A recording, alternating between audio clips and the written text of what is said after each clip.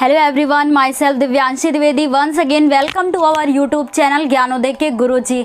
आज हम लोग बात करेंगे पार्ट्स ऑफ स्पीच के लास्ट टॉपिक इंटरजेक्शन के बारे में, जो कि हम लोग इसके पहले पार्ट्स ऑफ स्पीच के सारे काइंड्स को क्लियर कर चुके थे। जो कि कितने होते हैं पार्ट्स ऑफ स्पीच के काइंड, 8 होते हैं, जिसमें हम लोगों ने 1 बाय 1 पूरे डिटेल से डिस्कशन किया है एक एक क्लास में। और ये है आज की हमारी लास्ट क्लास इंटरजेक्शन की। तो आज हम लोग बात करते हैं इंटरजेक्शन के बारे में और जानेंगे इंटरजेक्शन क्या होता है और किस प्रकार से ये इंटरजेक्शन जो वर्ड होते हैं सेंटेंसेस में यूज़ किए जाते हैं। तो चलिए स्टार्ट करते हैं और देखते हैं इंटरजेक्शन क्या होता है। तो फर्स्ट सबसे पहले हम लोग देखते हैं इंटरजेक्शन। तो द इंटरजेक्शन ये है हमारे पार्ट्स ऑफ स्पीच का लास्ट टॉपिक, 8th नंबर। ठीक है, तो इंटरजेक्शन जिसको हिंदी में कहते हैं विस्मयादि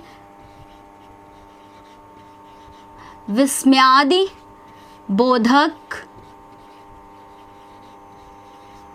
शब्द, विस्मयादि बोधक शब्द, जिसे हिंदी में कहते हैं विस्मयादि बोधक शब्द। क्या बोलते हैं? विस्मयादि बोधक शब्द। तो इसके शब्द से ही आपको, इसके शब्द के अर्थ से ही आपको क्लियर हो रहा होगा कि इसका अर्थ है आश्चर्य, विस्मय। जिस भी शब्द में क्या होता है, विस्मय का बोध होता है। जैसे देखिए, सबसे पहले इंग्लिश में हम लोग डेफिनेशन को देखते हैं। तो देखिए, an interjection is a word which expresses some sudden feeling or emotion. Means an interjection is a word which expresses some sudden feeling or emotion. कह सकते हैं कि इंटरजेक्शन वह शब्द होता है जिससे word which expresses means दर्शाता है, दिखाता है, some कुछ सडन फीलिंग, जो सडन अचानक से जो हमारे अंदर भाव प्रकट होते हैं और इमोशंस को।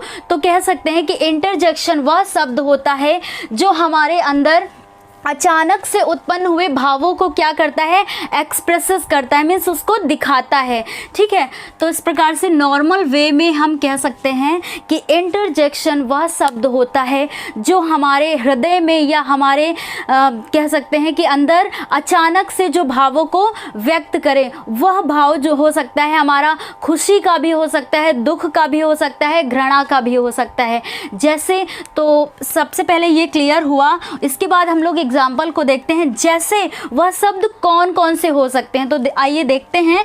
तो एलास मीन्स, ठीक है, और hurray, bravo, hush, hello, ah, oh. तो इस तरह के शब्द क्या कहलाते हैं, इंटरजेक्शन वर्ड कहलाते हैं।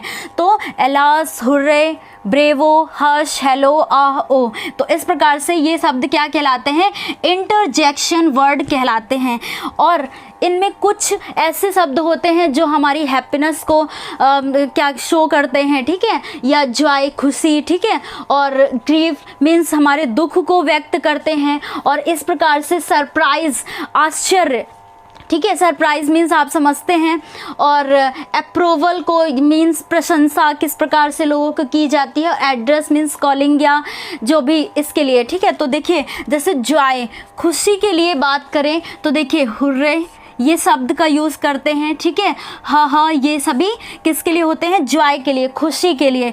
उसके बाद बात करें ग्रीफ, जहाँ पे दुख व्यक्त होता है, तो वहाँ पे हम लोग एक एलास हो गया, आह हो गया, ओ हो गया। तो इस तरह के इंटरजेक्शन वर्ड को हम लोग जहाँ पे दुख व्यक्त होता है वहाँ पे हम यूज़ करते हैं। तो देखिए, और सरप्राइज़ की बात करें तो सरप्राइज़ आप लोग समझते हैं। तो सरप्राइज़ मीन्स जैसे व्हाट, आहा, ठीक है, इस प्रकार से ये इंटरजेक्शन वर्ड का यूज़ किया जाता है। अप्रूवल मीन्स बात करें तो जैसे किसी की प्रशंसा के लिए, या कह सकते हैं तो देखिए जैसे ब्रेवो, ठीक है, वेल डन, जैसे शाबाशी के लिए, ठीक है।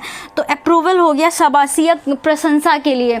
तो इस प्रकार से कुछ वर्ड होते हैं। और ये लास्ट है हमारा एड्रेस, मीन्स किसी को कॉलिंग, या मान लीजिए पहली बार हम किसी से मिलते हैं या कुछ भी, तो हम लोग हेलो इस शब्द का यूज़ करते हैं, ठीक है। तो इस प्रकार से देखिए हम लोगों ने हुर्रे, हाँ, ह, एलास, आ, ओ, वॉट, आहा, ब्रेवो, वेल डन, हेलो, इन शब्द का यूज़ करते हैं जो कि इंटरजेक्शन वर्ड कहलाते हैं, लेकिन इनका अपनी अपनी प्लेस पे क्या होता है, भाव इनका अलग होता है। जैसे कुछ शब्द खुशी के लिए यूज़ किए जाते हैं, कुछ प्रशंसा के लिए यूज़ किए जाते हैं, कुछ दुख व्यक्त करने के लिए किए जाते हैं, या फिर कुछ आश्चर्य या घृणा, नफरत इनके लिए यूज़ किए जाते हैं। तो इस प्रकार से हम लोगों ने देखा कि इंटरजेक्शन वर्ड जो होते हैं किस प्रकार से हम लोग अलग अलग भावों को व्यक्त करने के लिए यूज़ करते हैं। और ये है पार्ट्स ऑफ स्पीच का हमारा लास्ट टॉपिक, जो कि बहुत ही छोटा होगा और बहुत ही आसान भी होगा, इजी वे में हम लोग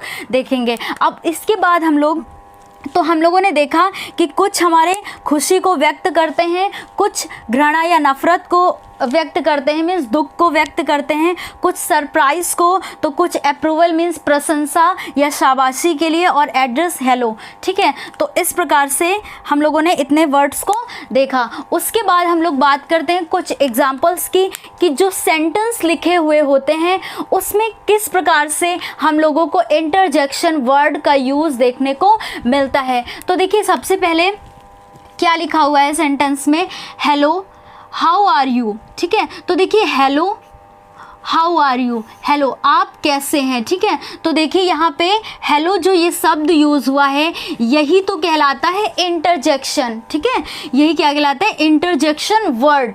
ठीक है, तो इसमें एक चीज़ याद रखिएगा, ये जो आप लोग को दिख रहा होगा, सोच रहे होंगे कि ये क्या है, ये कौन सा मार्क कहलाता है, तो यही इंटरजेक्शन ये कहलाता है एक्सक्लामेशन मार्क, जिसे कहते हैं, यहाँ पे लिखते हैं ये जो मार्क होता है ये, और आप लोग को दिख भी रहा होगा कि कई जगह पे इसका यूज़ किया गया है। तो देखिए ये जो मार्क होता है इसे हम लोग कहते हैं exclamation mark, exclamation mark, exclamation mark. तो इस चिन्ह को हम लोग क्या कहते हैं, एक्सक्लामेशन मार्क, जिसको हिंदी में कहते हैं विस्मयादिबोधक चिन्ह। ठीक है, तो इस प्रकार से इसे याद रखिएगा, जब भी इंटरजेक्शन ये वर्ड यूज़ होते हैं, विस्मयादिबोधक शब्द यूज़ किए जाते हैं, तो इनमें एक्सक्लामेशन मार्क लगा हुआ होता है। ठीक है, और शब्द में सेंटेंस में भी आप जब देखेंगे तो देखिए हेलो, हाउ आर यू। ठीक है, अब देखिए तो ये जो शब्द है ये किस चीज़ को व्यक्त कर रहा है, दुख को व्यक्त कर रहा है, मीन्स तो ये यहाँ पे हुआ हमारा इंटरजेक्शन वर्ड। और इसके बाद क्या लगा हुआ है, एक्सक्लामेशन मार्क लगा हुआ है। हिज मदर डाइड, उसकी माता जी डाइड, मीन्स उनकी मृत्यु हो गई है। ठीक है, तो देखिए ये जो यहाँ पे वर्ड लगा हुआ है ये दुख को व्यक्त कर रहा है। ठीक है, उसके बाद अगले एग्जाम्पल की बात करें तो देखिए हुर्रे।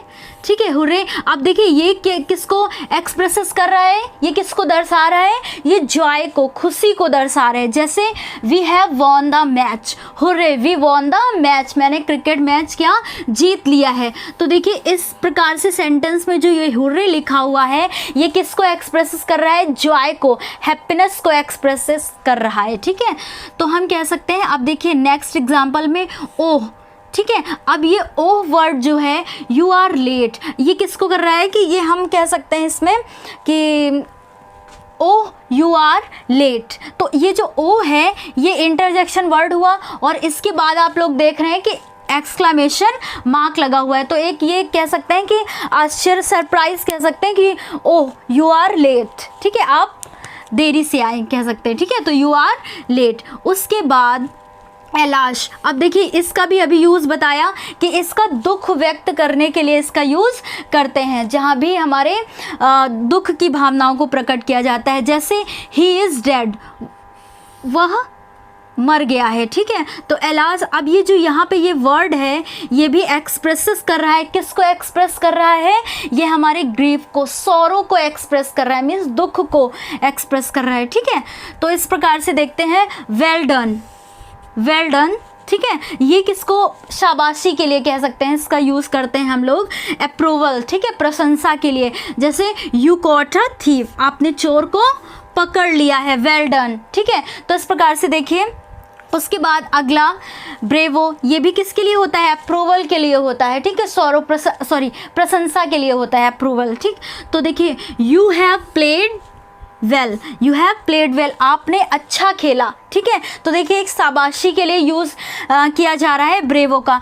तो इस प्रकार से ब्रेवो हो गया, वेल डन हो गया, ये शाबाशी के लिए यूज़ किए जाते हैं इंटरजेक्शन वर्ड। तो इस प्रकार से देखिए, हम लोगों ने हेलो, हुर्रे, ओह, एलास, वेल डन, ब्रेवो, इन सभी इंटरजेक्शन वर्ड का यूज़ किया और देखा कि सेंटेंस में किस प्रकार यूज़ होते हैं। आई थिंक कि ये हमारा टॉपिक आज का बहुत ही छोटा था मीन्स इसमें कुछ भी इतना ज़्यादा एक्स्ट्रा नहीं है कि जो भी मतलब हम लोग इसके बारे में बात करें। तो इस प्रकार से देखिए कि आज का ये जो हमारा टॉपिक था द इंटरजेक्शन, इसको हम लोगों ने देख लिया है। और इसके पहले यदि आप ये पहली बार देख रहे हैं तो इसके पहले आप बाकी क्लासेस को ज़रूर देखिए जो कि पार्ट्स ऑफ स्पीच से रिलेटेड हैं। ये है हमारा 8th topic parts of speech का।